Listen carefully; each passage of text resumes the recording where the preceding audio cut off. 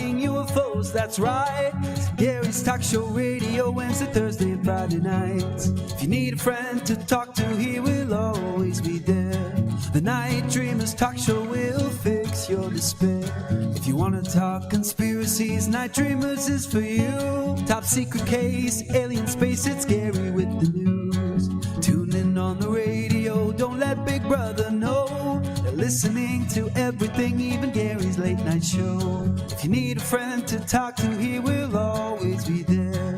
The Night Show Dreamers Talk Show will fix your despair, because Gary's talking to you at night.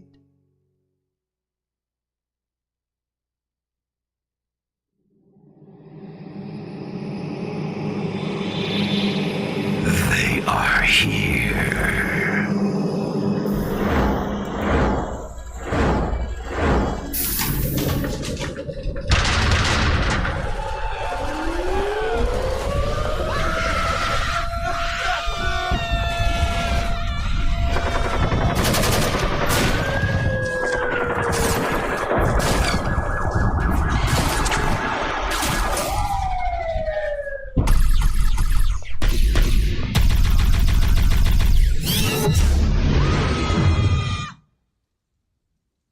You are tuned into Night Dreams with the legendary Gary Anderson.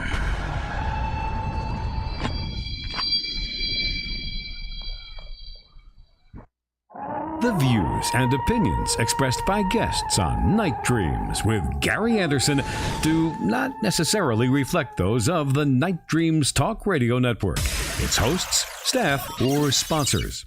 This show is for entertainment purposes only. Listener discretion is advised. Well, JC, how are you doing this evening? I'm doing good. I'm going to have to get my air conditioner out early, obviously, because it was 80 degrees today, Gary. In Ohio? I know. The average is probably about 55 today, but not today. Don't plant your tomatoes tomorrow. No, I'm not. It was just snowing 4 days ago.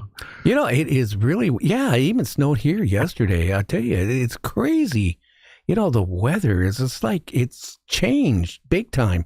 You know, in the news tomorrow, or actually late tonight or early this morning, we're going to get a hit with a solar flare, the hottest one than we had in the last 19 years.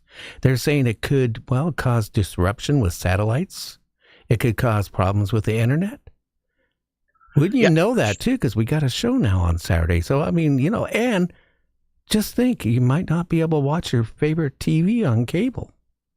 Oh, yeah. Listen, I'm old school. I still have DVD players and VHS players, so I'm good with the streaming. But listen, that causes a lot of disruption and problems, as you know. If it's a bad flare and it takes all satellites and internet and all that, people will be going crazy.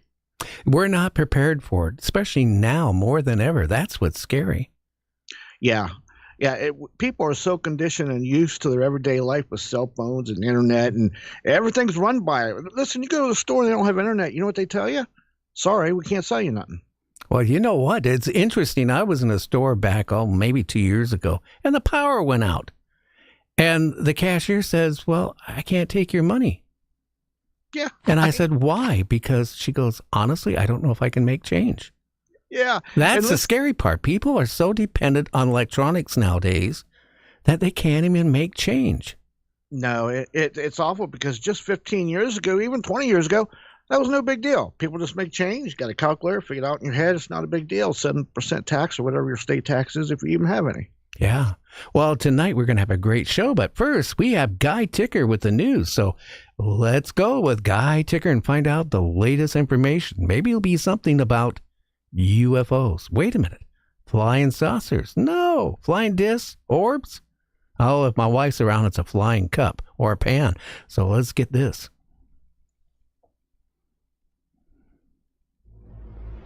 Diving into the headlines of the mysterious and unexplained, this is The Unseen News with Guy Ticker, where the extraordinary is just the beginning. Former NASA astronaut Leroy Chow said he had a baffling encounter when he was flying his private four-seat airplane in 2023.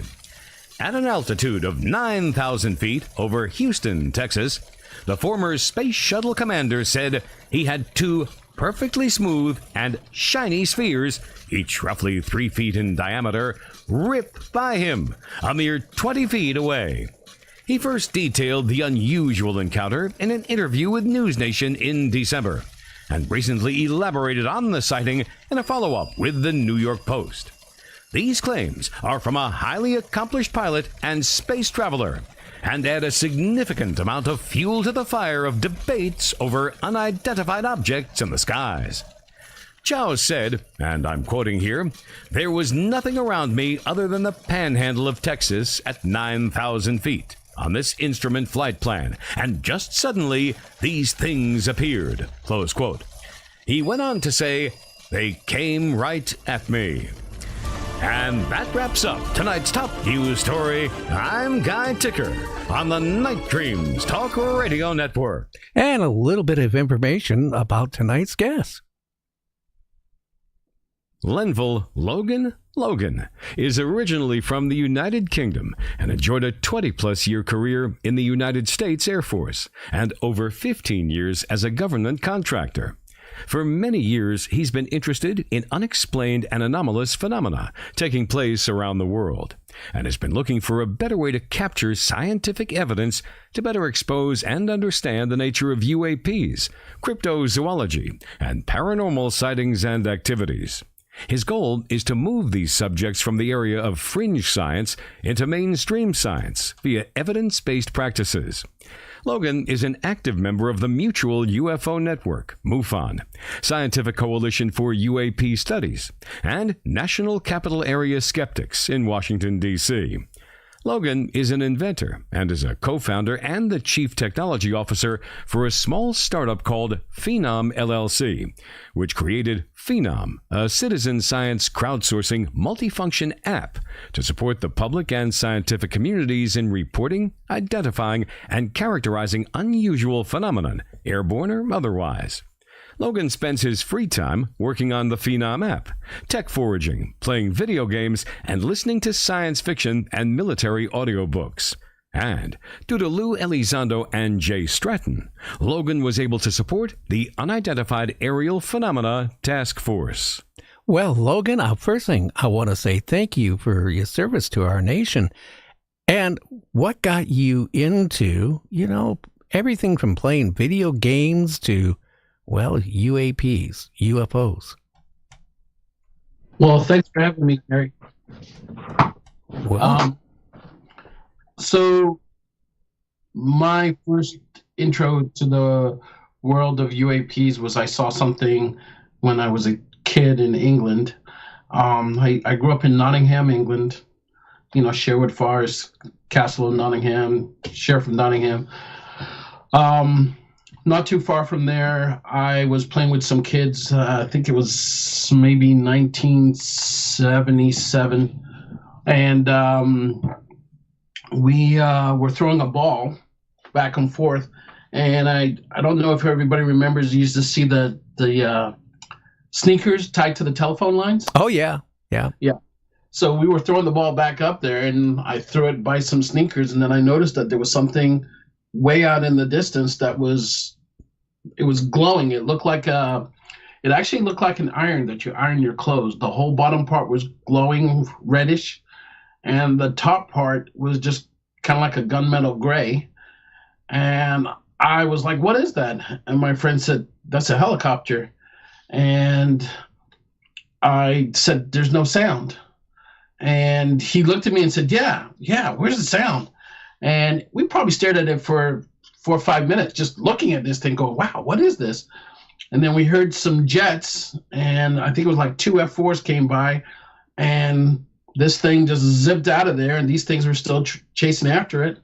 And I remember us running into my friend's house and telling his mom, and his mom was like, sit down and eat. You guys, watch too much science fiction.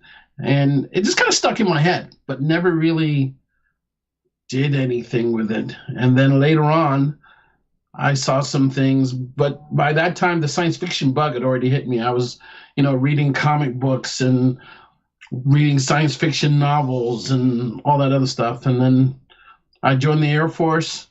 Some other things happened, and I was lucky enough to get invited to be a part of the UAP task force. So many people I've dealt with, because I've been doing this for a long time, about the same time they invented the rubber wheel, by the way, so many people are in denial. They think that we are the only intelligent living creatures out there. And I feel sorry for them because it's like, if Columbus, they thought he was going to sail off the earth, A lot of people thought horrible things like that. The same way when it comes to UFOs, people think, a lot of them really think that we're the only intelligent life, so therefore they can't exist. Exactly. 100%. I'm agreeing with you. So when you were a kid and you saw that, when you were throwing that ball up by those sneakers, what went in your mind when you realized that wasn't a helicopter? Did you get scared? I wasn't scared, but I was shocked because, one, I was seeing it for real, but two, I didn't really know what it was. So it wasn't in my head that this is a UFO. It wasn't in my head that this was something, could be from another planet or anything like that. It was just something in the sky, and I saw some jets go by right after it, and maybe in my head I thought maybe they were escorts. I don't know, but the way it sat there, it was just so unusual, you couldn't miss it, and I just kind of said, And then through the years, as I started reading about UFOs and watching TV shows and stuff like that, I just kept on pondering. I was like, I now realize what I saw, and it's kind of made me kind of realize that I've come full circle, because I'm seeing it as a civilian when I was a kid, and now I'm part of the government task force. And well, at that time I was part of the government task force, being asked to look into this situation to figure out what it was. So it was kind of weird. But again, I just never thought of it as a UAP. I just thought of it, there was something unusual, and it happened, and that was it. It wasn't until years later that I appreciated it. What was it like to be on the task force? The task force was amazing. The people that I worked with, everybody was on the same sheet of music to figure out what was flying around. It wasn't like this was supposed to be something. It wasn't supposed to, as far as I know, it wasn't supposed to be something that was open to the general public when it originally started. This was something was interfering with the pilots flying, the Navy pilots off the coast of Virginia Beach. And they kept getting worried. They were like, sooner or later, we're going to have a mishap. And because nobody knows what's going on around there, out there and over the ocean, what they're going to do is say, when there is a mishap, they're going to say it's the pilot's fault without anybody knowing what else was going on out there. So those pilots got smart, and they just started filing safety report after safety report after safety report until it got the attention of the full Navy. And that's how the task force got started, as best as I can remember. Again, too, if you really think about it, how much longer do you think the government can keep it quiet? I mean, one of these days, something's going to happen where they can't cover it up. I'm thinking that sooner or later, I think that's already happened. It's just that those people that saw it for themselves, they know it happened. If you're not one of those people that was there, then, you can be bamboozled. The people that saw the Phoenix lights, they know it happened. Okay? They know it wasn't flares. So if you were there, you know. But if you weren't there, you're going to listen to what the news reports. Oh, yeah, they said it was flares. It was all these other things. But if you ever talk to anybody that was actually there, or anybody that has actually had a true sighting, there is no doubt in their mind as to what they saw. You're the outsider. They've gone from being the outsider to now being an insider. And I think Travis Taylor said it best. He said, I went from wanting to know the truth, and now I know the truth. Now I don't know what I know, you know. So it's a learning experience or a period that you have to go through to adjust. You know, I think, again, too, you know, being on the task force, wasn't there a lot of reports coming by that, you know, even the news media never was aware of? Oh, of course, because one of the things I was trying to figure out, and Jay Stratton, the task force commander, and Lou and those guys explained it to me, was initially I wanted to know about the civilian reports, because I was like, hey, let's take a look at this. And they were like, hold on a second. We want to do things from the military side because we can understand and monitor the chain of custody. Whereas if it comes in from the outside, we don't have that. You know, so there was a lot of things that were coming through that were strictly from the military side, and we had to analyze it and try and figure out what it was. Well, what type of conclusions did you have? I mean, you know, when you look at Blue Book and the one before that, you know, some of the stuff, I think they whitewashed a lot of it. But, you know, with what you did, I mean, how scary is it? It wasn't scary. There wasn't anything that just kind of, you know, it was more shock, astonishment, because you're trying to identify something that's moving in an unusual fashion or looks unusual or does something unusual. I was an all-source analyst, so as an all-source analyst, I didn't just look at the imagery. My job was to talk to the guys that actually saw it. I wanted to know, like if someone looked at an image and said, oh, it's a bunch of balloons, and the guy, the observer that took the video or whatever, or took the image, my question was, what was so unusual about this thing that you decided to image this, to video it? And normally what caught his attention was what it was doing before he imaged it. And I started wondering, what if the moment that he started imaging this thing knew that it was being imaged and goes, okay, I better chill for a while and just kind of look normal and see if I pass, you know? We didn't know. Some of them just kept doing whatever they were doing, whatever. And so you would want to put it in the normal bucket. It's nothing special. But then when you got the corroborating story that came with it, you were like, okay, let's put this over in there's something there. We just don't understand what it is because it looks mundane, but the description of what happened was not mundane.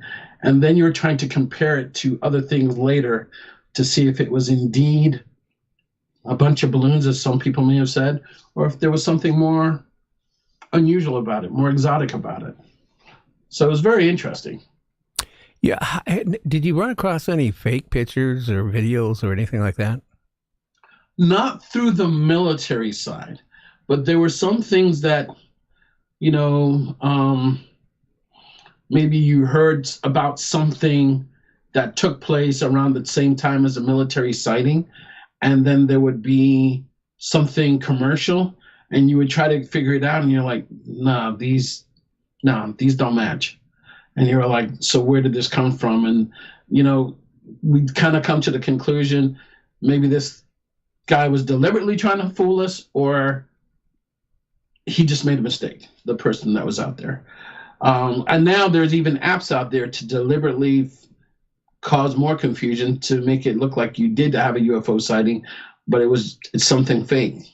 So we have to be even more careful and have, you know, do our due diligence to make sure that it is not someone trying to get some attention. Well, you know, what I hate, Logan, more than anything is AI. For a lot of reasons. Yes. You know, I like AI for a lot of things, but I hate it for a lot of things. One, it's so much easier now to fake images and fake things than ever before. That's the scary part. You know, I've been in photography since I was a kid, other than, you know, doing radio. And I still am very heavy into video and photography. And, old school, when film was around, you could really decipher if it was fake, even with digital. But now with AI, I mean, I get so many images of people sending me UFOs or aliens or whatever, and it's getting really hard to really distinguish. I have some software that'll sit there and tell me what the percentage is that if they feel it's real or fake. But I tell you, a lot of people are sending out a lot of fake stuff. Yes, they are. So I love to swim. In England, it is required that you take swimming as part of school because they're like, you're on an island. Sooner or later, you're going to hit the water. Okay. So I love to swim. But after I started watching some of the things that were in the water, I was like, if I can't see for a good distance what's in the water, I don't get in the water. And I remember maybe a year ago, someone made an AI video of all this creepy stuff in the water. And I was like, nope, not going to do it. Not going to do it. So I feel the same way. But I in my mind, I could tell myself it was fake. But I was like, there's still that little part of me that says, yeah, but if I get in the water and I come across this stuff, it's not going to be a good day. So nope, don't want to deal with it. I was like you when I was young. I grew up in the Pacific Northwest, in Seattle, by the way, and I used to swim out in the where the ships would come in. A place off Alki, the inlet in there, and my dad said, "Oh, there's no sharks, no sharks." And then back about 15 years ago, a young girl got her leg bit off by one, and I was thinking of all those hours, all those times swimming out there. Ugh. I felt the same way because my friend would go swimming in some of when I came to the U.S., I ended up in Philadelphia, went to Germantown High School, and people were going to the Poconos and go to these lakes and whatever. And I remember something happening to some kid in the water. There was something in the water. I don't know if it was one of those, brain-eating amoebas or whatever, but all of a sudden I was like, nope, not going to do that. And then my sister was living in Vero Beach, and all of a sudden I'm reading a story about some kid that gets snatched by a shark, and I'm like, no, I'm not going in the water out there anymore. So I enjoy myself. I'll go in a swimming pool, but I like to see what's going on around me. That's the safest thing, too. Now, ETs and stuff like that. Again, people report ETs being abducted. I had Whitley Strieber on here many times that, claimed he was implanted. I've had, so many people on it, saying that they were implanted or they've been abducted. Do you think any of that stuff is actually going on? I don't know about everybody, but I do believe there are. I mean, this is from my opinion, not from the task force or anything like that. I do believe there are some implants. And the reason why I say that is because I've listened to the stories where people have said they saw a star. And whatever this thing was way out in the distance. But somehow they knew this thing was looking at them. And I'm thinking, if you change the perspective and you're up in the sky looking down, think of how many people are below you. Yeah. But somehow there's something going on, but that the individual on the ground knows that thing is there for him. And I'm thinking there must be an implant or something that is triggered, whether it's psionically or whether it's something electronic. There must be something going on there for that person to know all of a sudden, oh, they're coming. That's for me. Something along those lines. But I've never really seen an implant, but I've heard stories of them, and sooner or later I hope to see an actual implant and get some no kidding proof that they exist and be able to analyze them. What is really a shame, you have the task force, but there's no place for somebody who feels they've been abducted to go to. You got MUFON, you got the UFO Reporting Center, you got some help groups out there, but there's no government agency you can call up and say, guess I've been abducted. I've been taken aboard a craft. They experimented on me. And there's a lot of people out there who claim that they have been. And just think about it. It's like maybe worse than being out on the battlefield for the rest of their life. They have to. I would agree. And there's something to that. But if the way that people talk about UAPs and UFOs, there's the association that it's with the government. Sorry. Oh, they're watching you. Yeah. There's an association that is with the government, and the association, if you were to have the government accept it, then they would probably have to take some liability for whatever. So it is probably easier not to even deal with it. You know, if you were to do that, because I've had some people tell me, the moment that the government admits this, I'm suing. And I was like, whoa, if I was the government, I wouldn't be admitting anything. Yeah, but who'd you be suing? Whether or not I was involved or not. See, that's another thing. You just hit something that really makes me think. You think we're really ever going to get disclosure? True, honest disclosure. I mean, I think of Roswell, and I think about a couple other cases. If this is all real, we had disclosure then, but again, according to the CIA and some of the government officials, that doesn't count because that happened back in 1947, which I don't understand how. Well, that wouldn't count. But so I would ask you, Gary, in your eyes, what is disclosure? I think that, well, here's the problem. Any government, if you don't tell and let's be honest with you, governments don't tell the population the truth because there's so many different programs going. They can't.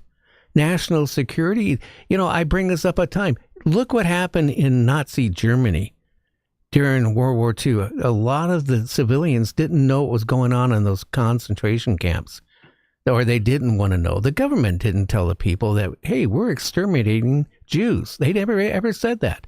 Russia, Stalin, what did he do? What did we do in our own country with the Japanese during World War II? We put them in internment camps. Here's the thing. Are they going to really, at this point, when that crash happened in Roswell and it got out to the AP on the wire to the news media that, hey, a UFO crashed. Then like an hour later or so, they changed the story to a weather balloon. But here's the thing. It's interesting. Would a government, after all these years, if they came clean tomorrow, Logan, and said, yes, we are being visited by UFOs. Yes, there is ETs. Yes. Then a lot of people are going to say, I can't trust my government no more. Yeah, but on the other side of the coin, one, there may be a good reason why they're not admitting to it. Not saying there is, because I don't know. But, I mean, what if they said, okay, we're in the middle of an experiment with you guys, and if you guys start talking about it, there will be hell to pay. So all of a sudden we're ripping back the layers trying to get to the truth, and maybe the truth is something we really don't want to know. Now, I personally think disclosure has already happened. I think enough people realize that there's something out there. How can a story about these things go on for 80 years and people not believe there's something to the story? But there's people out there, honestly, that don't. That's the problem. I agree, because they've never had the experience themselves. Now, Logan, we need to take a break. This is about 3.5 minutes, 4 minutes long. When we come back, let's continue on with this. Sure. Okay, we'll be back with Logan right after this break. Check out our website for more information about our guests at nightdreamstalkradio.com. We'll be right back, so stay tuned.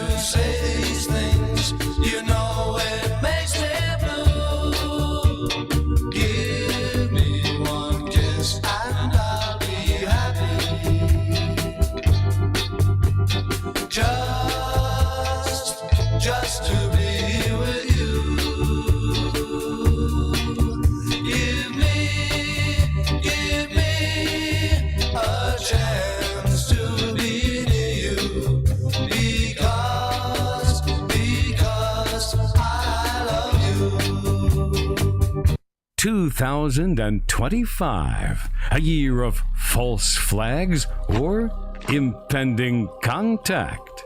Do narratives hidden in the Bible and indigenous stories reveal what happened last time humanity was in contact with extraterrestrial intelligence?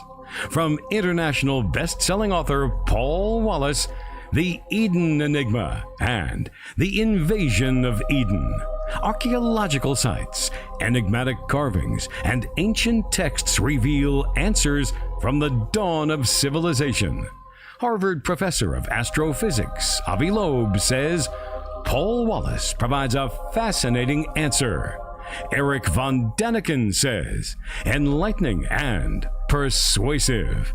The Invasion of Eden and The Eden Enigma, available now on Amazon. You are listening to Night Dreams Talk Radio Network, the home of Night Dreams Talk Radio, with Gary Anderson, syndicated worldwide. Paranormal Talk Radio, like you remember. And we're back with Logan. You know, again, too, it just makes me wonder what is out there. You know, how many crashes have actually happened that supposedly have happened that been hid away? Have you been able to do any research on any of that?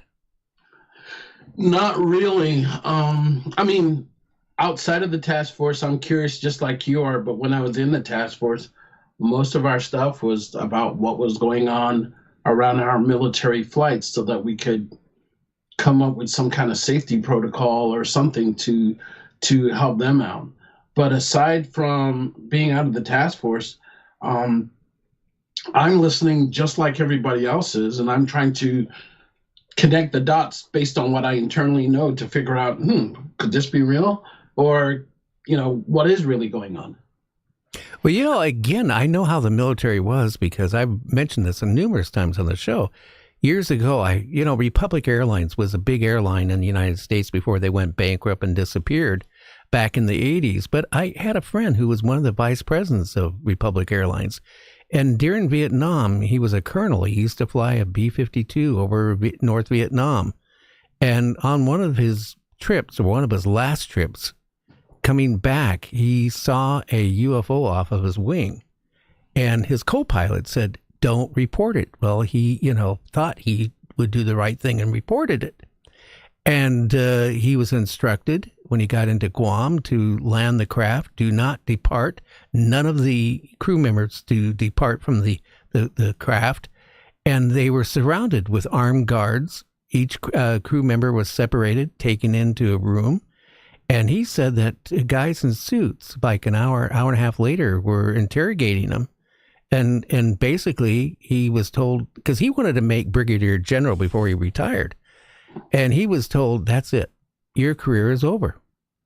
That is the scary part. A lot of people, even now, if where they supposedly have freedom, where they can report it. Have you heard any of these people reported it where it may be damaged? Because I've heard out there on the internet, some of the people who have made reports in the military said it damaged their military career.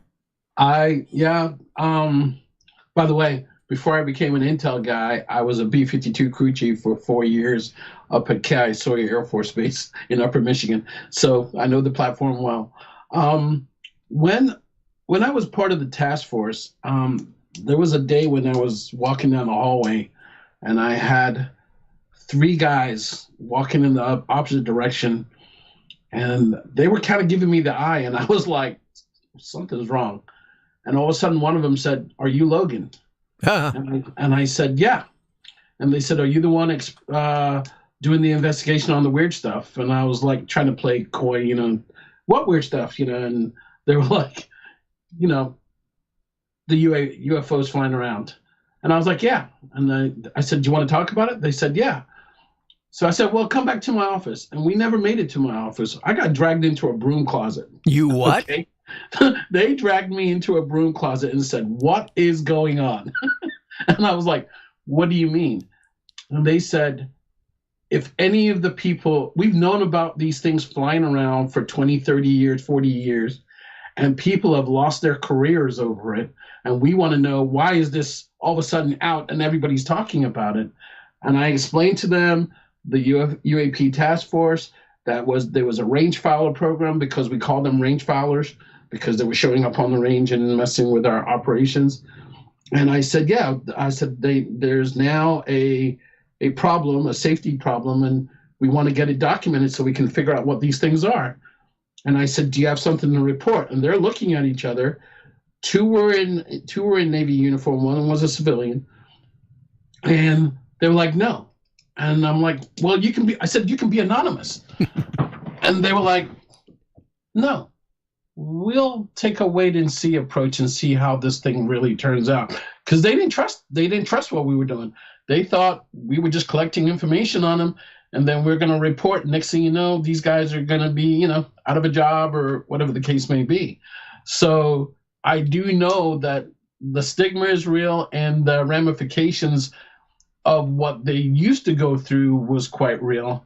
It's not the same quite anymore, but it's still there. And I know there's a lot of people. I've talked to a bunch of people, both when I was on the task force and since I've left, that they're like, I'll tell you, Logan, but I'm not telling anybody. We'll do an anonymous report, but I'm not going to put my John Hancock on anything. So I was like, all right, fair enough. I'd rather at least get the information, because I was trying to figure out if something was seen in the military and the same thing was seen in the civilian community, the military probably only had minutes or so, especially if it's a fighter aircraft or whatever, or some jet aircraft, only had minutes to capture information. If it's people on the ground, they might have seen it for 30 minutes, an hour, whatever. And I wanted to know if we could catch the same two things, the guys on the ground, what else did they see that this thing did that the pilots, the military pilots, did not? Because that would be something interesting to add, that we've seen the same two things, but it displayed these other traits that nobody else saw. But again, trying to pull that out of someone and trying to interview them and even play devil's advocate to say, hey, listen, you sure that wasn't this? And they would get downright pissed off with you. They're like, you didn't see it. You didn't see it do this. You didn't. And I was, whoa. Just asking a question. I got to make sure that, you saw what you saw. But they didn't want anybody else to know. And I had to respect them for that. Well, here's another thing I got to ask you. Did you have any flack with anybody? Because, this was sanctioned or created by Congress. Right. But you still got organizations like the CIA and other organizations. Did you have any flack with them at all? I had no flack at all. The best part of my job was I had the boss, Jay Stratton, to go to say, hey, I had my regular job, and then when it came to the UAP stuff, I had Jay Stratton, and he told us to lean forward as far as we can. And if we come up against a wall or something that's slowing us down, bothering us, stopping us, whatever, we were to let him know so he could deal with it. And that's what I did. And usually he would either come back with the answer or said, hey, Logan, it touches on something else. We can't discuss it. So I was like, all right, cool. But for them, I don't think I had any problems at all with anybody, other than me just trying to interview someone and them getting frustrated when I started asking too many questions, because they were just, the best way I could explain it, Gary, is even after a certain amount of time of having a certain experience, you could see the eye movement and everything, because they were still trying to make sense of what they saw, and it wasn't quite computing. So it was really interesting, because their body language would just change right away. But again, back to getting any flack from anybody, probably, like I said, the only people were just the people that I interviewed, if there was flack, and that was just because they were having problems explaining what they saw. Well, if I've watched, I call it a circus in a way with Congress, and don't get mad at me. Because there's a certain amount of the witnesses I really do believe, then there's a couple of them I didn't believe. But here's the point. Here comes the CIA, and they were asked questions like about Roswell. No, Roswell never happened. No, we never got any wreckage. No, we never had any alien bodies. No, we never, stored any of the wreckage. It never happened. Yep. Nowadays, does anybody really believe that? I would say those that were involved and those that are involved in the UAP community, nobody believes that story. There was something that happened there, and there was something that they covered up. We may never truly know, but we all are pretty sure there was a UAP that came down in the area, and not one, but two.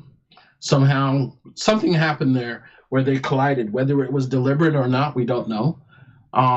We'll be guessing until the true information comes out. But at the end of the day, we know something happened. We just don't have the details. Well, that Roswell, and I'm only going to go back to this for a second, at that time of the crash, there was major storms going on. At that time, we had radar, towers every, 10, 20 miles around that area. And radar at that time was, transmitting at a very low frequency compared to what it is today. If you take that with a storm, maybe broadcasting, the radar on a low frequency, could have caused where that craft had a problem. It could have. I have something along those lines, a theory of what could have happened. Yeah, let's hear it. Let's hear it. I know that there are certain metals that are, they're not conductive. Should I say they're not magnetic until you put electricity through them. All right. And I sat there and I was like, just sitting there one day, and I was like, if you've got two UAP flying in close formation, moving along, and there was a major storm that night, and one got hit by the lightning, maybe both, could they have become magnetic and slammed into each other, and that's what caused the accident? It was just a theory. I don't know if it's true or not. I do know there were metals that work that way, but the question as to what really happened that night, whether it was radar, whether it was electromagnetic, some kind of ray gun or something, we can speculate all day, but we'll never really know because we weren't there and nobody's provided a report.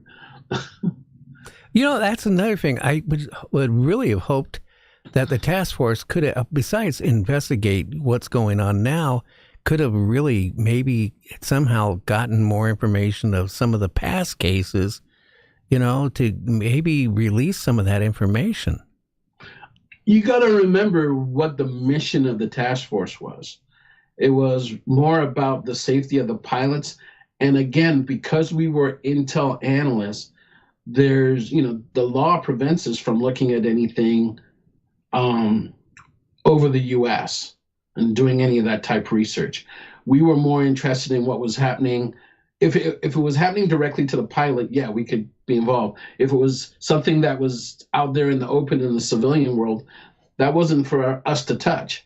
But if it was out over the water, outside the international boundaries, and some commercial airliner, something, we might pay attention to it and document it, or to keep tabs of it. But again, we were not tasked to look at. I think it's EO 12333 about collecting data on U.S. citizens and stuff like that. That wasn't our job. That would be the FBI or somebody like that. Now, with the task force with pilots, radio, in that they saw a craft, and then coming forward and filling out the forms and reporting it. Has there been any fatalities at all with any training missions that you're aware of with pilots maybe encountering? I've heard stories, Gary, but nothing on the watch that I was on when I was there. But I've heard stories about, training missions and things like that from back in the day where pilots saw the light. They were they were chasing them, and the airplane couldn't get up to altitude or whatever. The pilot lost consciousness or something else crazy happened. There's a case. I believe it was. I may get this wrong, so I apologize. But there's a case about a British pilot that was. I think he was chasing a UAP out over the English Channel, and they lost contact with him, and they didn't find his aircraft until years later. And when they finally found his aircraft, the canopy was still shut, but there was no body inside. That's almost impossible. I don't think a shark could have got into that one. Exactly. So you have to sit there and go, what really happened? And there's strange stories like that you have to sit there and kind of go, okay, I'm keeping that right here. So in case another story, something else pops up like that, I'm prepared. I can compare notes and stuff like that. But there are stranger stories out there, and we have to we want to capture all that stuff so that we could put a more holistic view on what was going on with the UAP. But here's the thing. This has been going on for years and decades and decades. Like I said, Project Blue Book, the programs before that, getting information. I think the government would have enough information. I mean, Congress and the Senate, for going back to the 40s, early 40s, late 40s, I should say, had, closed door meetings about these flying discs. Yes. So those were the ones that were more or less associated with the military. Now, remember, the CIA did put out a report saying that back in the 50s and the 60s and maybe even to the 70s, the majority of UAP that were seen, they accounted for the U-2 and the SR-71 because there were some versions of them that were silver. So they're giving off, a lot more light than normal, and that people at the time had never seen anything, an airborne aircraft move that high or move that fast. But you don't know, because we don't know when all those aircraft were flying. We just know that that's their statement and they're sticking to it. That's interesting. Again, too, with all these sightings, is there a lot more than the population realizes? I think so. The media does a bad service. I mean, when things are happening in other countries, I don't think we always get the reports. And I think also, too, it's kind of interesting that when there is something going on, for some reason, everybody's always looking for the U.S. to give them the answer. Every country's, Europe, Asia, they're like, so what are the Americans doing? What are they talking about? But we don't hear a lot about what's going on unless we're directly in contact with some of their, like a counterpart on the other side. So I think of it as the media not truly letting us know what's going on, or it's just bad reporting. They don't provide it in the proper context of what someone might have seen. There's many reasons why. It's just a combination of all those things, and the stigma. I think Ryan Graves said maybe 80% or 80+% of the things that are happening out there are not being reported. So take that into consideration. And then another point of view, I like to play a game. You've heard of that 6 Degrees of Kevin Bacon? Oh, yeah. All right. So what I do is usually when people know that I was part of the task force or whatever, they start asking me, and I kind of get them together, and I try to get about 6 of them together. And I say, who in this group has had an experience either with a UAP, cryptozoology, seeing a Bigfoot or a Loch Ness monster or a paranormal event? And usually out of that 6, I usually get about 2. Sometimes I've gotten all 6, but usually on average, it's about 2. So when places like Congress is saying, hey, we need more people to step forward, to talk about there's a difference. There's whistleblowers, that I get that, and they're not going to talk. But if you're just talking about the general public, if you take into consideration 2 out of 6 on average, and then if you take into consideration Congress, and there's how many people in Congress? 400 plus, whatever? 550 or something like that. So on average, think about how many people there have had an experience and they're not talking about it because they're worried about the stigma. They want you to come forward, but they don't want to come forward themselves. So you're never going to know. Logan, here's the thing. It hasn't, in some ways, it has changed. In some ways, it hasn't. I had an encounter myself with my first wife in the mid-'70s coming back from North Carolina in New Mexico about 1-ish in the morning, 2-ish in the morning. I thought I was speeding. I had a GTO, if you remember those. It used to go really fast, and I was doing like over 100 at that. And all of a sudden, it lit up all around the car, and it lit up inside the car. And I figured, oh my God, I'm going to be arrested. I don't even have enough money. I just had enough money to go from North Carolina back to Seattle nonstop and eating bread and soda. That was about it. And I told my wife, I'm going to be arrested. You better call your dad and mom and see if they'll bail me out. And I get out, I park, I get out of the car, and it's brighter than daylight. And it's hurting my eyes. And here's the thing. I was in the military. I was on a lot of helicopters. I didn't hear any sound. Nada. Nothing. Total deadness. And then, poof, it was gone. Yep. I've had lots of reports similar to that since I've been out of the task force. Similar to just that. Bright light appeared. It could have been white light. It could have been a colored light, but it was extremely bright. Sometimes it hurt their eyes. Sometimes it didn't. But they said with the suddenness that it disappeared, it left them feeling like there was something missing. Like something had happened, but they weren't quite sure. Did you have any missing time? I don't know. I didn't wear a watch. But I'm going to jump ahead. Years go by, and my regular listeners know what I'm going to say. Years go by. Now we're into the late 1990, right around, maybe a little bit later, around 2000, right around there. My one son gets in trouble and for drugs, and I have to go to drug court with him. Actually it was later than that. Every month I had to go to drug court, and I would go through Pierce County Courthouse. I would set the alarms off. And this happened. And finally they got suspicious with me. They thought maybe I was bringing, a gun in or something. They take me in a special room, and they couldn't find anything. And it really puzzled me. And about that same time, I was having health issues, so I go to a surgeon, and he has me go do an MRI and a CAT scan and all these x-rays and all this tests to have some surgery done.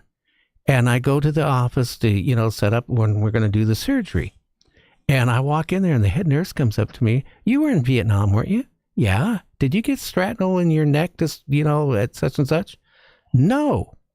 I shattered my tailbone, but no, the doctor wants to talk to you. So I go in there, and the doctor says, will you take off your shirt? And he's looking, he goes, I don't see any scars. And, I sat there, and the same thing. I didn't want to tell him that about my encounter, in the desert. But, again, the rest of my life and ever since that happened, I can't get on an aircraft. I can't do anything. In fact, a friend of mine back years ago, we were going to fly to Dallas, and we got into Dallas, no problem. Coming back to get on the plane, I set the alarms off, and my friend joked at me. And I tell you what, I know what a latex glove feels like. Okay. So do you believe you had a transplant? I don't know. But the doctor told me there's a metallic piece in my neck, just right there. And then it really freaked me out at the time, Logan. I said, can you remove it? And he goes, if I remove it, you'll be in a wheelchair the rest of your life because there's scar tissue formed around it. And believe me, if I would have had shrapnel or anything, I would have known about it. Yeah. Wow. I called it a transplant, but I meant implant. But still, there's a lot of people out there that have reported similar things where they said there was nothing wrong with me, and all of a sudden the doctor has told me that I have something in my body. But when I asked them, theirs weren't in such a obvious place where it could do damage to them. Like they would say they had something in their hand, or they had something in their leg or foot or something like that. And I would ask them, I said, well, did you get it removed? And some of them said, yeah. And I said, well, what was it? And they said, we don't know. I said, so what do you do with it? And they're like, we threw it away. And I was like, but it does happen. It does happen. So do you have an X-ray of it? Not anymore. Again, I didn't really think. You have to realize back in that time frame, we were kind of, even doing radio, I was still naive about this subject. I'll be honest with you. I didn't believe in UFOs. I didn't believe in a lot of different things, but through my life, I have my the light encounter and all that, it totally changed me. Where, again, but then you here's another thing. Back in that time frame, if you started talking to even the doctor or your friends about, hey, I think something weird happened, you know what? Either you're going to lose a friend, or they're going to step back and look at your feet all the way up to your forehead and think, oh my God, this guy's crazy. Yes. Yeah. So, I mean, the fact though, do you still trip alarms? Yeah. I can't go for a metal detector without setting it off.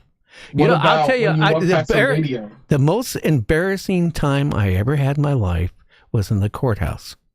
They, I was wearing jeans and all that stuff, and they were kind of loose. I was on a diet, and they said, take off your belt.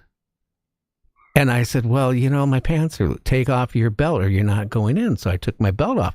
Then the guy goes, put your hands up in the air. And my pants fell down in front of about 100 and some people. Now that's embarrassing. Yeah. I'm going to mess with you and say, I'm black. I've been there. But do you ever set off radios when you're going by them? Do you get the static or anything else that could be interfering with a radio broadcast or anything like that? No, not a notice. I can't go on a plane. I can't go anything with a metal detector. It's kind of scary. I don't like going into Walmart, even. So what about when they're using the wand? It sets it off. Does it set off by your neck? Yes, it does. Okay. Well, I don't know what to tell you with that one, everybody. But again, I don't remember anything, other than the bright lights. But again, a lot of people said, well, did you have missing time? Well, you know what? If you don't have a watch and your clock doesn't work in your GTO, and when you go through that, how do you know if you had missing time? That's true. But, I mean, if you know that it was 11 o'clock at night, and then after the bright light, all of a sudden daylight's coming up, there are some things that are quite obvious. But here's the thing I would ask you. You said you were with your wife. Does she have anything? I haven't talked to her for about 49 years ago, 50 years ago. But I can tell you she was shook up like you wouldn't believe, because she was in the car. She didn't get out. And she said that, again, with the lights, I mean, all she would do for, it got light outside in the car as we were driving after that was looking up in the sky. She was that scared. I've had people tell me similar stories where either they were alone or they were with family, and the bright light showed up, and most have some confusion about the time. That's when we start figuring out that there was something going on with the time. But they can't really recall what was going on. They're just kind of stymied because, there's that one famous case where the guy's in New England, and after the UAP came, he said what he noticed was everybody was in a different chair from when they started. Yeah. Now we need to take the break on the top of the hour. When we come back, let's take one or two phone calls also. And let's have fun the last half an hour. Sure. And by the way, Ryan O'Sullivan, yes. It could have been funny. It could have been a lot worse if I wasn't wearing undergarments. Just imagine that when I put my arms up. Oh, God, the days of the past. Anyway, we'll be back with Logan right after this. You're listening to Night Dreams Talk Radio. We'll be right back.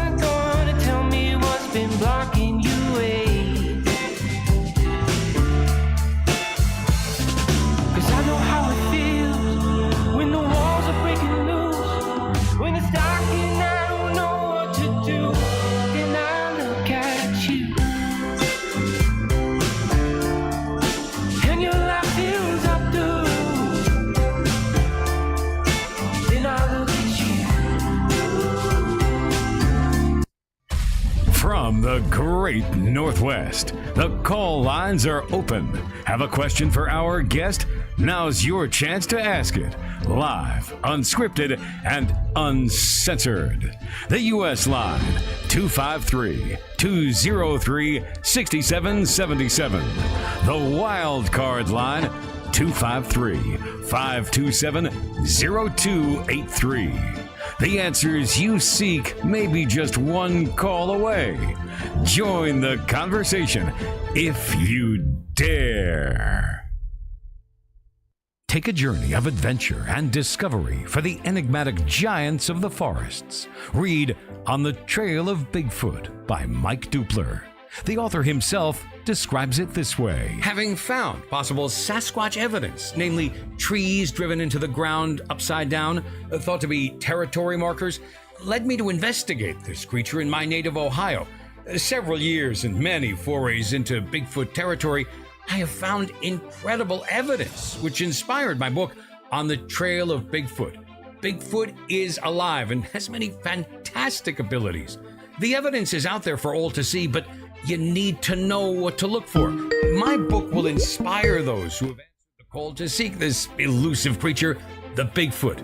The truth is out there. Read On the Trail of Bigfoot by Mike Dupler. Available now at Amazon.com, BarnesandNoble.com, and IndieBound.org. Time slips. A haunted office building on a haunted street. A haunted coal town. Mysterious black cats. Unexplained light anomalies. UFOs, UAPs in the air and on the ground. Bridges in liminal spaces.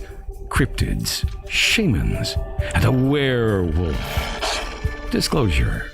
You don't need a ranch in Utah. All this and more happens in rural southwestern Pennsylvania. Now available on Amazon from author Kevin Paul. Politics and the Paranormal in Greene County, Pennsylvania. Read this captivating book as soon as you can by author Kevin Paul. Coming to you from the great Northwest, this is Night Dreams. Now, here's your host, Gary Anderson, coming to you live from his secret compound. And it's so secret, I can never find it when I take off to the store and come back at night. We got a caller. Who do we have? Hi, this is Barb. Hi, Barb. How are you doing this Friday night? Oh, I'm doing all right. Okay, you got a question for our guest? Yeah, you mentioned something about he had an app that he created for people to call in and report their experiences and stuff. And I was wondering if he could talk more about that. Okay, well, thanks, Barb. Well, thank you, Barb. Yes, I can. So I when I was part of the task force, the question that I kept coming up was, as when the boss would come back and say stuff like, "Hey, we can't go there because of X or whatever." Like I said, I didn't really get that, but I kept wanting to know why we couldn't include more civilian stuff. And again, the chain of custody came up, and I was like, you know what? Do we really need the government to figure this out, or can we not figure this out for ourselves? And so I created an app that I wanted it to just go worldwide, and it would do the heavy lifting for you. So if a person was just to be out there and he saw something or she saw something, they could pull out the app. It would take a snapshot, 15 seconds of video, and then keep doing that over and over again until you tell it to stop, because sometimes a video is better than an image, and an image can be sometimes better than a video. But the idea was it would do the heavy lifting and collect all the data, the bearing, the temperature, the angle that you were looking at. It would take in the magnetics, the acoustics, all those things that are required to have us have scientific evidence to show that there was something real there, so that way nobody could come back and say, you know what, you just saw swamp gas. Oh, you saw Venus. You know, one of the most frustrating things for me was when I heard that a pilot saw Venus, you know, and I'm thinking, really? You know, this guy's been flying forever and he's never seen Venus before? No, you know, I'm not going to fall for it. So the idea would be to give the average citizen a means of collecting the data and bringing it all back, do some analysis, go for the outliers, and then take this information from fringe science to academia. The app is called Phenom. It's on both Apple and Android. And you can be anonymous if you choose. You plug in your information, and as soon as you get to settings, you just hit the anonymous button, and nobody knows who you are. It just comes up with a code name. But the idea, too, is could we get it to the point where we have what we call a function called teams? And the idea is, let's say, Gary, that you and Barb were out to dinner, and you both left the restaurant, and Barb sees something. Barb could instantly use the app, and if she has you as a teammate, it instantly sends a text message over to you letting you know that Barb has seen something of interest in the sky in this area. So now you can try and catch the same thing. So we could have everybody capture the same thing from multiple perspectives. And the biggest reason why I did this, because there are so many people that believe in UFOs, but they've never seen one. And that's the thing I hear. Man, I wish I could see one. So that's why I created the app, so that we could bring more and more people together. Because as more and more people see that these things are real, there's going to be a swell to where after a while, you don't need the government to tell you that these things are real. Once you've seen one, you know. And, you know, the Phoenix lights and stuff like that, when multiple people see things, when you hear the stories that, hey, we took all this video and everything, and then the video disappears, or someone comes and collects all the videos and the councilwoman didn't get all the videos that she requested, then you know something is up. You just don't know what it is. But more than likely, it is exactly what people describe. We just need to collect the evidence ourselves. So that's what the app is about. That sounds... Hope that answered your question, Barb. Yeah, I think it did. We got another caller. Who do we have? Hey, you got Art here. Hi, Art. How are you doing this Friday night? Okay, well, Gary. And hi, Logan. How are you? I'm doing fine, thanks.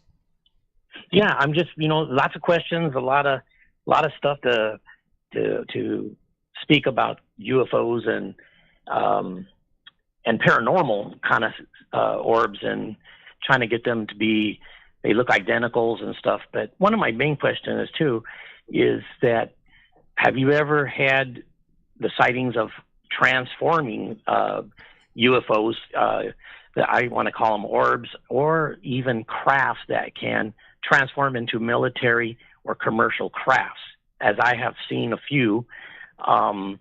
Then wait a minute. Like wait a minute. Be manly. Art, give him a chance to answer the first question. So, sure.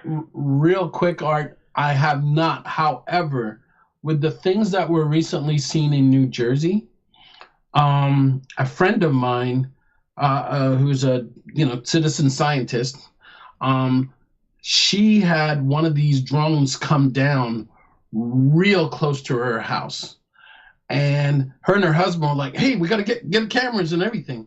And then all of a sudden, she's like, "Something's missing." And so she said, "Logan, it didn't look like a helicopter, but it sounded like a helicopter." And I said, "Okay." And she said, "But here's the thing." She said, "There was none of that reverb that you get in your chest when a helicopter is close." She said it felt like the sound was recorded and was deliberately being played to give the illusion of a helicopter. So whatever it was, that's one thing. And then the other thing that was weird for me, and I'll make this short, was that at one point we heard DHS said, "Hey, one of the drones came down in a parking lot, and it was just a regular drone." So when you hear the term regular drone, you're thinking something real small, quadcopter, DJI Phantom, whatever. Someone happened to be on Twitter who was driving, he was on a train that was going by where the drone was. And I don't know if he got the right thing, but whatever the drone was, exactly where they said it was, this thing was as big as the SUV that was there. That's not what I consider a regular drone. No. Okay, so somebody's lying. And then the other thing that got me, and I'll just leave it at this, is if they were just regular drones, why did Congress need to get an SCI briefing on them? I don't know. One of those things that make you go, Just a thought. Right. That's all I got. Yeah. Well, I want to share just a couple of them. One was an airline jet, like a 747. And I was looking up at it, and all of a sudden it started retracting the wings and the fuselage, and it went into a cube bar, I call them, like a cigar-shaped length, but yet it was cube, like a rectangle. And then on another one, right over me, 60 feet above me, was a triangle, and it right in the center, it like pixelated from the center outward, and like a computer pixels on it, and to make it short, it turned into a twin-engine commercial airplane, and when it went solid, it had the sound went right over my street and then disappeared. These things are, to me, I was questioned. The other one didn't look like it would have been a human being or even an alien in it, the way it did what it did. And the other one, a triangle, would be somebody you would think humans are in there or some kind of lively thing in it. And yet, I just wanted to know that how you feel about that. It's that a capability that do we have that, or is that something that we can do? Out at Edwards Air Force Base, they've got a lot of experimental aircraft. I had no report like that I saw before, but I would ask you two things. One, what part of the country are you in? And two, did you file a report? Because without that report, we can't compare it to anybody else. Maybe there'll be some people that will hear it on the radio tonight or on a podcast, but for everybody else, we want to build an Uber database that when you type in what you saw, it will instantly tell you if somebody else identified or saw something similar to what you did. So those are the things. Please, if you haven't done it already, report it to MUFON or NUFORC or whoever. And to, let people know where you saw it. So, because who knows, Gary may get a call next week saying, "Hey, I heard Art on your show. and I wanted to let you know I saw the exact same thing in this area, and it could have been, less than 10 miles away from me. Right, So and just a really short, the last part would be the Q bar. I've seen one, and it was in the Q bar shape, coming out and then disappearing with a witness. And there was a domino-sized ship. It was the size of an aircraft carrier, and it had the tower on it. That's why I would say it was the same size of it and very low to the ground. And a chevron. These are right in the area, and I'm looking across right now out my window of military Air Force base and Seal Beach Naval Shipyard here in California in Orange County. So I'm getting a lot of sightings, and I see more all over in we call Irvine or Catalina areas. But these are crafts of different shapes, and I know they're not human. And some of them are verified on cable television on UFO sightings, and then they would have a witness, and that's what I saw too. But just for my expectation, I mean, I know there's aliens, so I got more to talk. I'll just leave it off the line now. But there's things that I've seen personally and have other people, and I did go to MUFON, and they seemed not interested in taking my reports, the one I went to. But so I'm not going to give up. I'm not going to give up. Art, you're in a hot spot, okay? We know it. We know that it's a hot spot. I would ask that your friends, grab the app and start clicking away and capturing as much data as you can. It's the only way we're going to get everybody as a whole to be on the same sheet of music, so that we can collect the data, analyze it, and get it out to the masses, especially academia, so that we can figure out what's really going on, because we have to do this ourselves. We can't depend on everybody else. Good questions, Art. Thank you. Thank you. Okay. Thank you for calling in. Bye-bye. Another thing, Logan, is, here's the thing, people's attention, the public's attention is very short. They were really focused on, for a while, the UAPs, but now what's going on, Washington, D.C., maybe going into a recession, the Ukraine war, Russia, all kinds of things. The news media, it's like they jump all over the place. And that is really, I think, causing problems with trying to get this and keep this movement going. I don't think so. I think it's just part of the playbook. I mean, when there's a lot of crazy stuff happening overseas, our news doesn't report it, because it would change the opinion about certain things that are happening overseas, and it wouldn't go along with the government story. Here internally, what do we do when there's certain things going on? There's a shiny object over here. Keep looking over here while we do things over here. And then it's going to take you and others to push the narrative to say, hey, we're still over here. Pay attention to what we're talking about UAP-wise, and hopefully you'll get the attention. But it doesn't take much to get the news or the media to change their attention over here. And what you've got to do is get someone to bring it back. And there won't be there's too many things going on that can affect us. But one of the biggest things that will always affect you is the money in your pocket. And if it's going to affect that, you're going to pay attention to it. Damn the UFOs. They aren't going to affect me. They're not going to feed me. I need to make sure that my family's taken care of. So all these things with the narrative, with Doge and all these other things, of course, they're there to do their job, but they're also there to distract. And they're going to puff up a story even when there's nothing there to tell you. They're going to puff up a story and make you think it's the world's most important thing, so that you won't pay attention to what's really going on. Yeah, that's a scary thing. We got another caller. Who do we have? This is Tom. Hi, Tom. How are you doing tonight? I'm getting over a virus. Okay. Well, you got a question for Logan? Yeah, I was just wondering if your guest had any experience at all with what the Navy calls fast movers or unidentified submersible objects. There have been a lot of activity of those USOs going in and out of the Puerto Rico Trench, which is over 5 miles deep, in and out of the Marianas Trench. And I was just wondering if you had any information on that at all.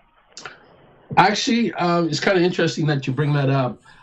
When I was in the task force and when I came out, we always heard stories about things going on in Puerto Rico or whatever. And I know that later on this year, there is supposed to be a major investigation going on around Puerto Rico where they want to use not only my app, but a bunch of other sensors, people that do the psionics thing to see if they can bring them in. There's a major plan at work to put something together to start capturing all that stuff. So the idea is, we help them out, and hopefully they'll catch enough information to actually bring all this stuff to fruition and really hammer it home that there is indeed something going on, specifically in that area, but also in the Catalina area and several other areas around the U.S.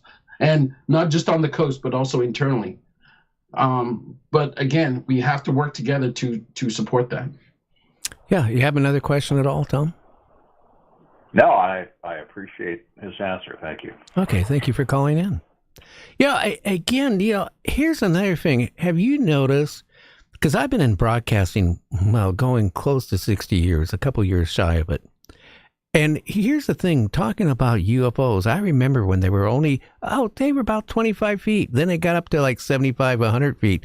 Now like my late friend Art Bell talked about the triangle. We had long conversations about that, which was hundreds of feet big. People are saying now that they're as big as Walmart stores and that they're cloaked and uncloaked. Are you getting any of those type of reports?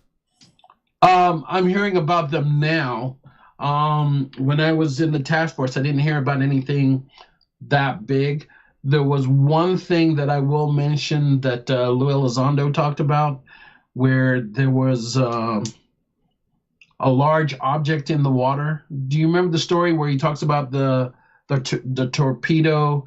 I think him and Commander Fravor were talking about it, where they said there was a torpedo that was a test torpedo, and they blew the ballast on it so that it came up to the surface. They went to get it, and they said what looked like a island came up underneath it and sucked the torpedo back down.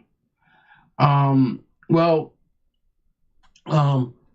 I can say is we saw something very large in the water. I don't know what it was. Nobody knew what it was, but it was really large, and it was cruising. And unfortunately, I don't think anybody had an answer, so it definitely went in the unexplained box. Well, if you go back to these reports with Navy sailors, going back from, World War II all the way current, it's been so many reports. They'd be on a ship and they would see a bright light under the water following the ship and then taking off at high speed. That makes you wonder the technology.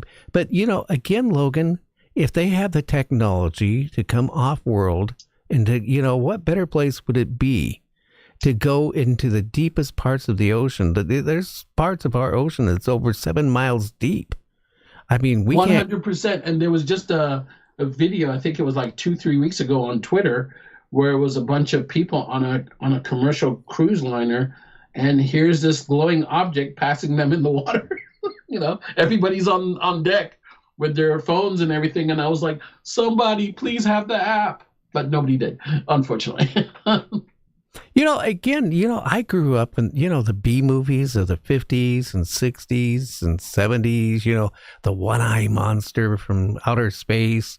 Again, a lot of people have been influenced with these creatures, or whatever you want to call them, as not being friendly towards humans. But then again, like I say on the show so many times, if you were walking down the street and I had a van and I had a guy in the back of the van, and we pull you in the van and we take you into a warehouse and pull out one of your, kidneys and then, sew you up and take off, you were abducted. If I get caught, I'm going to prison for a long time. Yes. People are claiming, that they're being abducted, taken aboard a craft, experimented on, opened up, prodded, poked, done whatever. And then the ETs basically say, well, this is what your world is going to be like. And it's hunky-dory. I mean, I haven't heard that side of the story. What I've heard was that, who we are, we're not going to hurt you. So get over it. Or so some of these things seem very cold emotionally to us. I've heard, based on the descriptions that I heard, there's some lizard people called the Draconians, and they seem to be very cold to us. But there are others. I heard they want to eat us too. What was that? I heard from rumors that some people claim they like to eat us too. Yes, I've heard the rumors there, but I've seen no proof or no evidence to indicate that.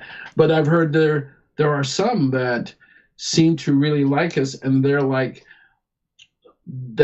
when people are on board, through hypnosis, you find out that people were actually having a conversation with these things. What I find interesting, though, is of all the aliens that I've heard described, what I find fascinating is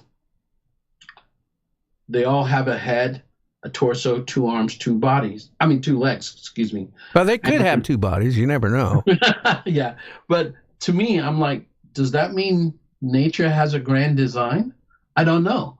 But the outlier is this one called the mantis things, right?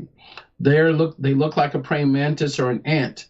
And I haven't heard anything evil or bad about them. But to me, that would be downright scary if you were to come across one of these things and it looks like a praying mantis and it's 7 foot tall or whatever. And if it abducts you and you can remember, those would be the stories that we would need to collect to say, hey, are these the bad guys?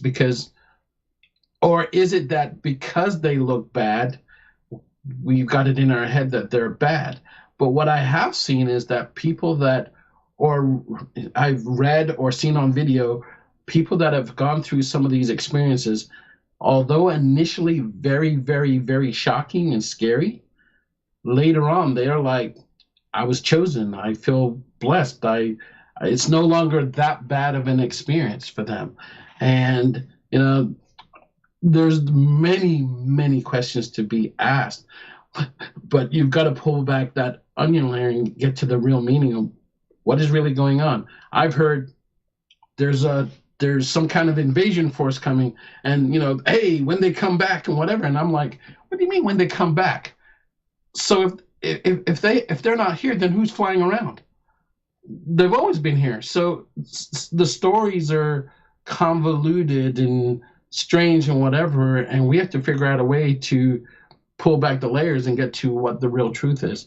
And that's all I'm really trying to do, using the app, doing the interviews, talking to people. By the way, in the app, there is a debrief capability. So even if you remember something that is not current, but happened years ago, kind of like your situation, Gary, you can go into it and do a debrief and talk about your situation so that it gets properly documented and matched up against everybody else's data. Oh, that's important. Can you go about 10 more minutes? Sure. Okay. Here's another thing. We were talking about the praying mantis, and we were talking, you were talking about all this. And, a lot of people have said to me, oh, look, if they were going to attack Earth or hurt the, the population of Earth, they would have already done it. But yeah, they would have. But how about the ones that haven't come here before? I said this again on the show. Man, since Cain and Abel, what have they done? What is going on in this world right now? We're never going to make it to civilization 1 level on this planet at this rate. But does that mean there could be a race of humanoids or whatever they are out there that still have their trait, like we still have our trait, and maybe might want our planet? I don't think that they want our planet, or else they could have taken it already. No, but I'm saying it could be somebody who hasn't visited us yet. Yes. So rumors, and again, this is all rumors, was that there were people or something going on way thousands of years ago. There were people here. All right. And we're fighting all these old civilizations now, 15, 18, 20,000 years old or whatever. And then, so what if back when an offshoot of humanity left, and now they're coming back and going, they've got all these stories like, hey, remember when we go back to our home world, we should see all this. And then they come back and they see what we've done. They're like, this is not, And now they're either here to fix it, they're here to reclaim. We don't know. There's so many different ways you could go with this. So again, I've seen people going, hey, the movie, what is it? Age of Disclosure just came out. I was supposed to be in that, by the way, but I think I ended up on the cutting room floor. But people are asking those guys, hey, if you were to talk to an alien, what would you ask him? And, obviously it's the who, what, why, when, where, and all of those stuff. Did you guys really mess with Gary back in the day? I don't want to know. Right, and the guy goes, no, that was my cousin back in the day that messed with him. I wasn't around there. I didn't have anything to do with Gary, but, and I joke, but at the end of the day, too, as we're digging through all this stuff, I try to tell everybody, come with a sense of humor, because if you go down a hole and it turns out to not be what you thought it is, you've got to laugh it off and keep going, because there are so many people they're becoming so stressed and emotional about it. And then when you're trying to talk to them, they think you're attacking them and all these other things. But we're just trying to get answers. And like you said, Gary, we don't know if there was an offshoot or something that happened. But if we're not paying attention and if we're not collecting the data and we just keep blowing it off, oh, nothing to see here, nothing to see here, when something does happen, we are not going to be prepared for it. Well, that's the whole thing. I don't think we are prepared for it. Again, there's secret parts of the government that nobody knows about. Evidently, they go for a lot of money. That if you really look at it, maybe somebody out there really knows what's happening and it doesn't want to divulge it to the population.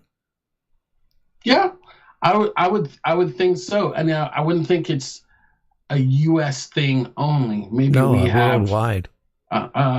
Maybe we have a major portion of, maybe if there are downed aircraft, maybe we have more than what we're supposed to have. I don't know, but I think there's enough to go around that the other governments. I think Jay Stratton said it in the movie Age of Disclosure. That with the if the Chinese or somebody else is out there, we don't want to be the ones left behind, not keeping up on the age of the technology that is going to come forth. We want to know what's going on. And whether it's for good or for ill, questions need to be answered. And we're not going to, again, if you're depending on the government to give you the answer, I don't think you're going to get there. It's kind of like the same thing with disclosure. I think disclosure has already happened, but I think everybody is they want the president or someone to come out and say something. But if the president comes out and says something and he doesn't bring any evidence, we're back to square one, because nobody's going to really believe him. Here's another thing. UFOlogists out there have flip-flopped so much through the years. I'm not going to mention names out there, but there's certain people, had said, this, and then all of a sudden now they're evil. And then you got that person, it totally flip-flopped. You have another person out there, I'm not going to mention their name, for 19 years. Disclosure is going to happen in 3 months. Well, how many 3 months goes into 19 years? And Yes. and this, actually, when this goes on, it does more damage to ufology. But here's another thing I'm going to say, and a lot of people I've had on the show, oh, Gary, you're totally wrong. War of the Worlds, Orson Welles, when that played, a lot of people were watching Amos and Andy. They didn't catch the beginning of War of the Worlds because that was the number one radio show, was Amos and Andy at the time. So then they switched over, and then, oh my God, we're being invaded. And people freaked out. And this is back then. A couple people committed suicide. One farmer killed his family thinking it'd be better than what was going to happen. There was Concrete Washington. At the same time that show went going, they had a power failure. What did the people do? They started walking the streets with shotguns and rifles because they were worried about ETs. I've been told by so many ufologists, people would accept it if we had a problem and the truth came out.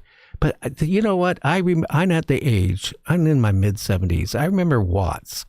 I remember a lot of different things. I remember that back here with the virus, people, going into the grocery stores, pushing old ladies down on the ground to get their toilet paper from them. Yeah. And freaking out. If the government came out, honestly, Logan, tonight and said, you know what? There's ETs visiting us. We don't really know if they're here to do good or bad, but we were coming clean. We're being visited and people may be being abducted. How do you think the population would take it? There's going to be a certain amount that is going to freak out. So individually, I think people will take it for the majority. I think the majority of the people will take it as is. There's something else going on because they've already known that. All right. But it's when people get together and the story doesn't quite meet their truth and they start talking, and then you get these crowds that turn quite hostile. It's easy. I've sat there and watched people go into a crowd just to play with them. I mean, imagine nowadays if there was a crowd of people and a drone flew over the top of them and sprayed water on them. Oh my God. All the God. stories that would come out. Because a crowd of people is not smart. A small group of people will start thinking analytically, going, what is that? The smell, what is it? But a crowd of people will just react, and it will build from there. So I think if they were to come out and say, yes, this has happened, you can't just sit there and say, we don't know if they're evil or whatever, because the question that would really come back from that is, how long have we known this? And you can't just tell us that's all you know, because we've been hearing this for 80 years. Yeah. Must have, there has to be the rest of the story, kind of like Paul Harvey, you would say. All right. So it's not, I think, like I said, majority of the people can't handle it. It's when they get into a crowd and people start vocalizing their fears and people react to that. And that's where I think you're going to have your problem. I think the news media would stir it up too. At the same time, you'd have certain people out there, again, I don't know. It just one day, one of these craft is going to crash where a population where they can't cover it up anymore. They can't deny that they exist. It's going to be when, out where people see it. My friend Richard Lang, he has a thing, he's part of a group called, I think it's Air Ops, and he's got a book out there about how first responders would deal with a UFO encounter. And what he's worried about is when something does happen, what if it's the first responder that gets there first? How do they deal with it? How do they know if there's any radiation or any of these things? If you've ever heard about the Cash Landrum sighting in Austin, Texas area, where the grandson, the grandma, and the mother, they had something that was kind of like diamond shape, and there was a big old fire coming out of it, and they got radiation burns. Okay, so, and then they said that helicopters went by and flew away with the thing, and they were trying to sue the government because they saw the government helicopters with it. Well, for whatever reason, if a first responder gets there and now the government knew that whatever the entity was or whatever landed was giving off radiation, but they haven't told us, who's liable for that? Is it the aliens, or is it, or is it our government because they kept us in the dark? And those are some of the questions that people are really asking. And some are asking for tools so that when something does happen, they've got, the radiation detector in the car, they've got communications and all that other stuff, so that they can properly report what is going on. And the big thing is right now is, especially like what was happening in New Jersey, the law enforcement guys were not prepared. Yeah, I think they would overreact, and that would be a bad situation. In Mexico, they were supposed to be a crash where the Mexican soldiers all died from some type of radiation or something. I know about the biological one because James Fox, my friend, did the one on in Brazil in Vahania, where there was some kind of creature running around with red eyes, brown skin, and the guy that made contact, actual skin to skin contact, got some infection and died. And again, law enforcement was the first one to respond. So what do you do? We have to start thinking, and if we really believe that they're out there and it's going to happen sooner or later, what are we doing? Whether it's a city thing, whether it's a state thing, or even a federal thing, what are we doing to protect our first responders? I'll give you this interesting story. When I was in Desert Storm, there was a F-16 that was going down the runway, and the pilot ejected, and the plane ran off to the ditch and caught on fire. Me and another guy grabbed a fire hydrant, a fire thing, ran after the plane, and we were going to, go spray the aircraft down. The fire department passes us on the way, and the guy is shouting at us, "Stay away." And he's saying, "There's hydrazine on board." We don't know what hydrazine is, so we're like, keep going. Finally, one of the firemen jumped off the vehicle, fire truck, and physically stopped us and said, "There's hydrazine on board." And we're like, "What the hell is that?" And then we looked it up. It's something that's highly toxic on board the aircraft. Yeah. And if we had gone there and the plane blew up, Lord knows what could have happened. So we have to be better prepared. We have to learn and start educating ourselves and collecting the data. That's what I'm trying to do. Collect enough data so that if it's like we believe right now, based on what we've seen, if you see a blue orb or a red orb, all right? The red orb is some kind, we're guessing, as best as we know, the red orb is some kind of surveillance thing. The blue orb, if you actually physically come in contact with it, we've heard that some people have had gotten radiation and cancer from it, but we have to confirm that. We can't just sit there and speculate and then get everybody going crazy over it. I go to the Seaside, the Oregon Ghost Conference in Seaside, Oregon every year. I'll be going out there in like a week or so. There were these two ladies, Gary, Asian ladies. They're in their 70s. They were from Northern California. And they came up to me and said, "Mr. Logan, we heard about your app. What are these things?" And I said, "What are you talking about?" And she pulls out on her phone the most beautiful, pristine picture of a blue orb going through a doorway. And I was like, "You got to tell me what happened here." And she said they were having like her birthday or something like that, and all her family came. And she said, but she got a little overwhelmed and she wanted to rest. She said she fell asleep. She heard something like some kind of static and some kind of scratching. Next thing you know, she said, here's this blue orb coming through her wall, physically coming through her wall. And so she starts screaming. The rest of the family is trying to figure out what's going on. And the orb goes to her doorway, blocking her from getting out and the family from coming in. And she said that it sat there for like 4 to 5 minutes, like it was breathing, getting bigger, smaller, bigger, smaller, bigger, smaller. And finally, the son took a picture of it with the phone. And then she said the orb just slowly went back out and went through the wall exactly the way it came in and left. And I'm like, what am I supposed to do with that? So I'm trying to document things, whatever. And I was mad at myself because what I should have done was got a picture of the orb. And every year that I've been back, I'm asking, hey, if there's 2 Asian ladies out there that saw me last time, please come talk to me because I'd like to get a picture of that. Well, I got a question. Orbs, some people think they're ghosts or, something, spiritual or something. But then there's other people think that maybe they're off world, and again, it could be anything from who knows. What's your feeling? I think they're kind of like a camera system. That's my best guess. Kind of like a remote camera system where it's their version. I think an orb is their version of a drone. Not all of them, because I've known some that act intelligently, but that's my best guess.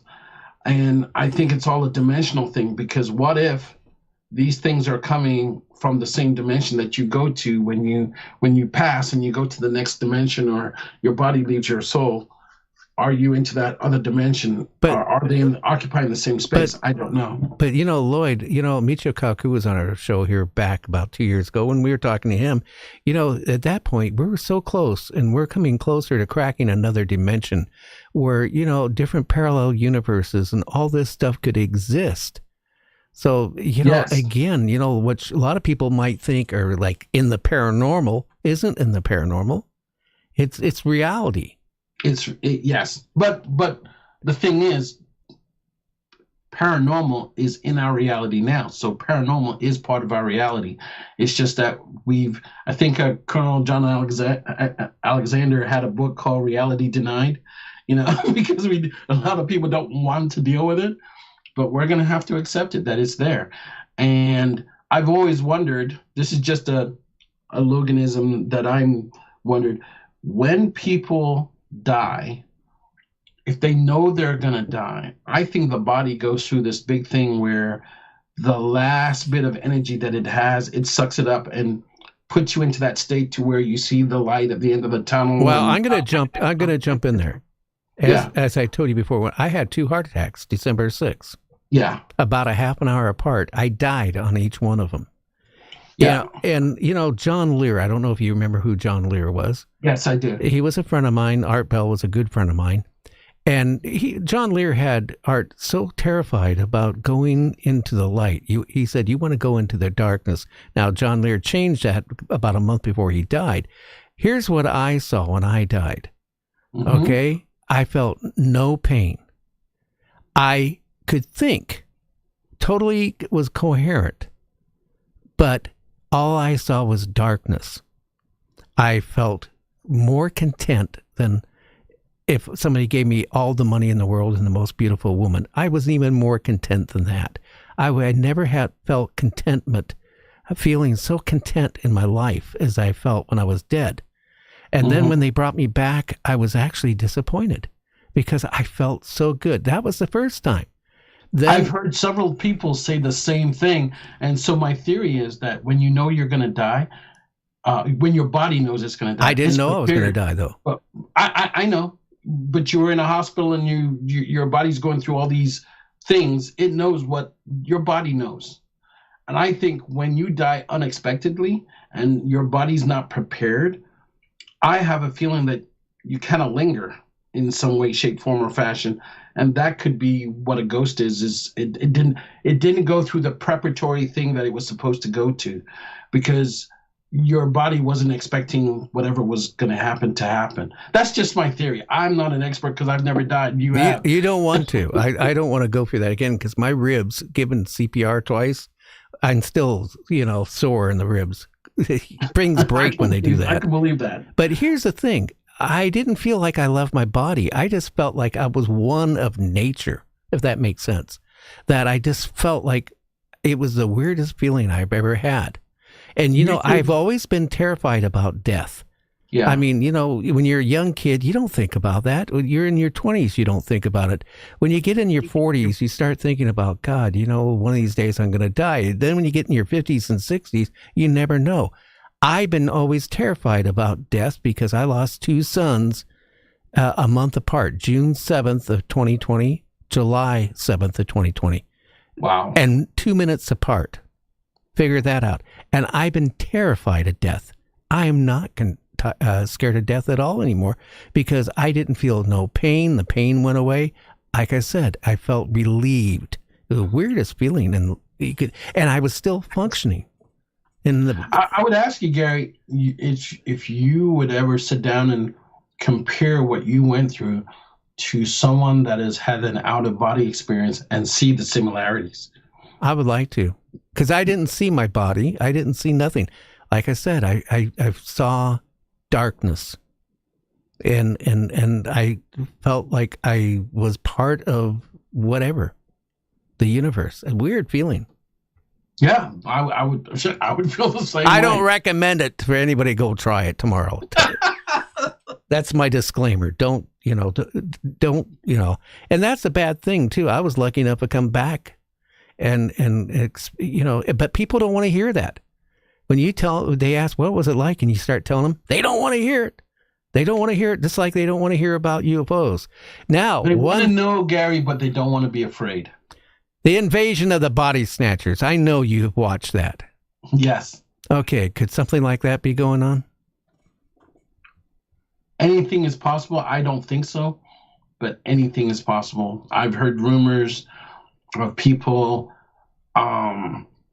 seeing people not act weird, but display weird attributes that made them think that the person that they were looking at was not real. You can see those little fake videos on whatever where someone has the reticulated eye like a crocodile, or you can see where a guy kind of morphs. There's a video out there where there's this thing coming down from the sky, and you see it come down to the ground, and it looks like a shadow, but then all of a sudden the shadow takes on human form.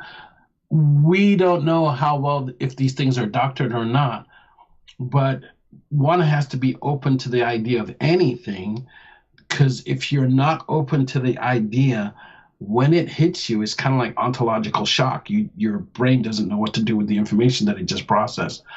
And so you react in a very specific way.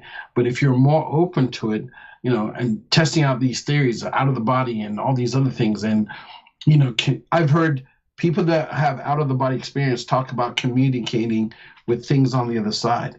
If your mind is open to all that, then I think you're better prepared. But the scary thing that I'm worried about is, let's say these things are dimensional.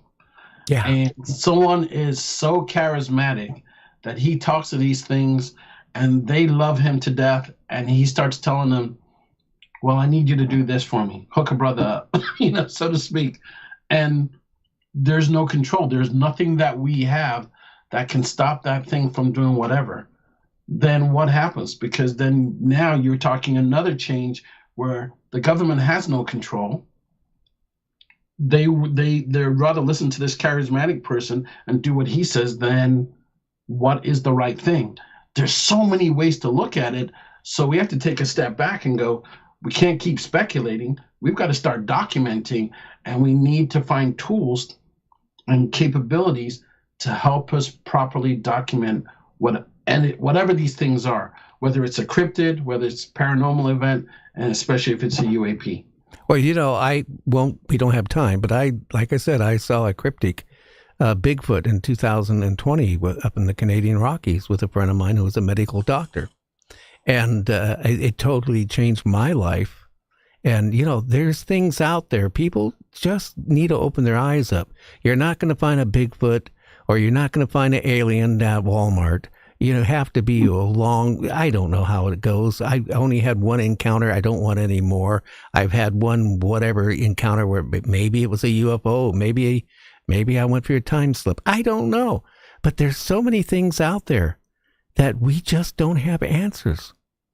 Right. And the whole point of all this, I've tried to say, my family's very religious. I would say I'm spiritual because I'm open to the idea of just about, God, Jesus, and all the stuff that comes with it. But at the same time, I always wondered, what was the reason for this journey that we call life? Was it for us to be prepared for something else so that we could appreciate what that something else is? Is it reincarnation and we're coming back? I don't know.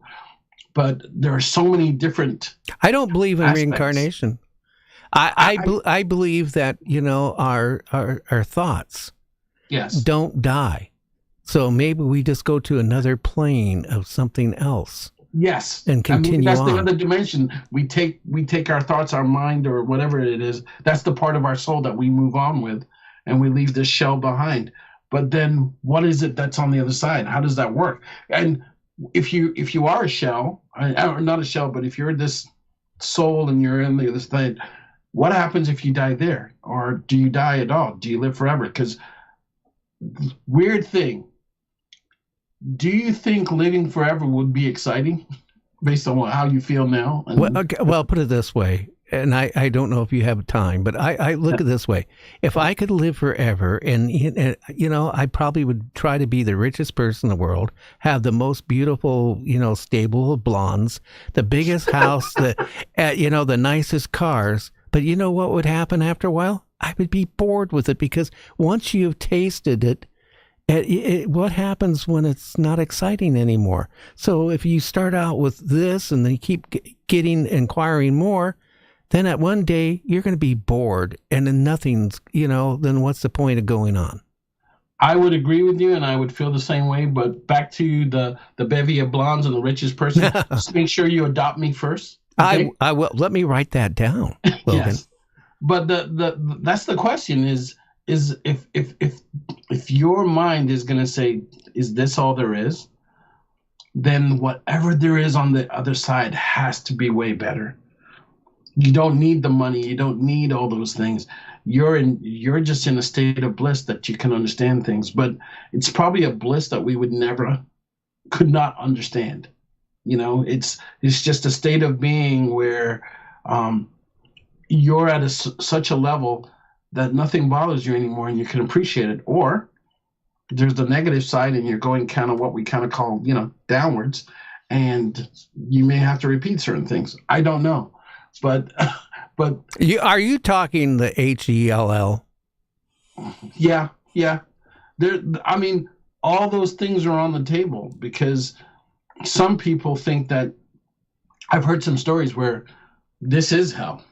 And then I've heard the other stories where no, there's a step lower. And I think it was Stephen Hawking showed that if you do mathematically, there's 11 dimensions and you have to go up. And that may be because it's a construct of the mind, time is not the fourth dimension. There's so many things to think about there. I'm not an expert. I got to talk to people like Dr. Eric Davis and Travis Taylor, and I got to sit there and be like the little kid and listen to them, because they're way smarter than me. But I know that they don't know all the answers. They're trying to figure it out just as much as we are. Hal Puthoff and all these other people, Jacques Vallée. I've been blessed that just being part of the task force, I was able to talk to those people and get some insights, and Diana Polsuk and, all these other people. I've been really blessed to be able to talk to them. But at the end of the day, I know they don't have all the answers as well. And now I'm talking to you, and you're giving me firsthand experience of what it was like when you died. And now I've got to sit there and take that information and digest that as well. So this is a learning process, and I'm hoping that we all get to the finish line together. That's the whole point. I sat there, and really thought about my life from childhood to now. And it seems like, you never stop learning.